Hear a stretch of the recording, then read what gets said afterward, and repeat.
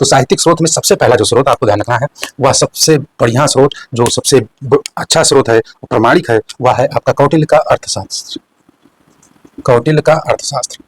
अर्थशास्त्र की बात करें तो इसको आपको पता है कौटिल्य ने लिखा या चाणक्य ने लिखा। लेखक कौन है? लेखक कौन है? तो है कौटिल्य। कौटिल्य। अब इसमें आपको ध्यान रखना है, ये भी क्वेश्चन पूछे गए हैं कि इसमें कितना अध्याय है, तो इसको ध्यान रखिएगा 15 अध्याय देखने को मिलता है इसके अंतर्गत, कि इसमें अगर बात करें तो 15 अध्याय या 15 अधिकरण, 15 अधिकरण है। साथ साथ में अगर बात करें तो 180 प्राधिकरण है, और अगर बात करें तो इसमें श्लोकों की संख्या 6000 लगभग है, 6000 लगभग श्लोक। अगर श्लोक है तो या किस भाषा में होगा, तो आपको ध्यान रखना है। या भाषा अगर बात करें तो इसमें भाषा की बात करें तो संस्कृत भाषा में है। किस भाषा में है? संस्कृत भाषा में। संस्कृत भाषा में बात करें तो किस शैली में है, तो यह आपको ध्यान रखना है साहित्य के आपका चंपू काव्य है। चंपू काव्य।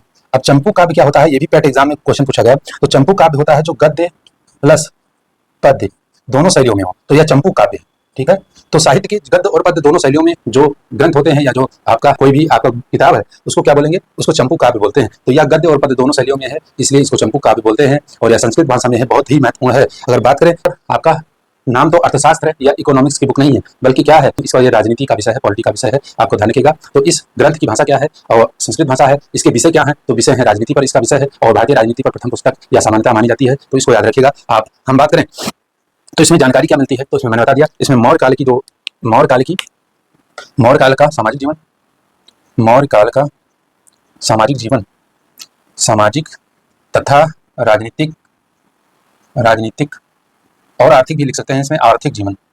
कौन सा आपको ध्यान रखना है? मौर्य काल का सामाजिक, राजनीतिक एवं आर्थिक जीवन यहाँ पे देखने को मिलता है। शास्त्र को आपको अच्छे से याद रखना बहुत ज्यादा महत्वपूर्ण है। अर्थशास्त्र किसके द्वारा? कौटिल्य के द्वारा लिखा गया है। कौटिल्य जिनको चाणक्य बोलते हैं, जिनको विष्णुगुप्त, मूल नाम जो इनका है वह क्या है? विष्णुगुप्त है। इसका कौटिल्य का मूल जो नाम है वह विष्णुगुप्त है।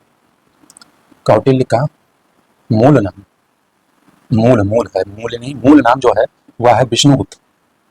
क्या नाम है? विष्णुगुप्त है, इसको याद रखिएगा। और बाकी चाणक्य कहे जाते हैं, इसको याद रखिएगा। चाणक्य क्यों बोले जाते हैं बता सकते हैं क्या? तो ये चाणक्य ब्राह्मण जाति में उत्पन्न हुए थे, इसलिए चाणक्य इनका नाम है। कौटिल्य नाम है, और आपका अजय भी नाम मिलता है। कौटिल्य नाम इसलिए है क्योंकि ये कूटनीति में बहुत निपुण थे, इसलिए इनका नाम कौटिल्य है, इसको याद रखिएगा। ठीक है, इनका एक नाम और देखने को मिलता है, वह नाम है आपका, क्या नाम मिलता है? द्विजर्षभ।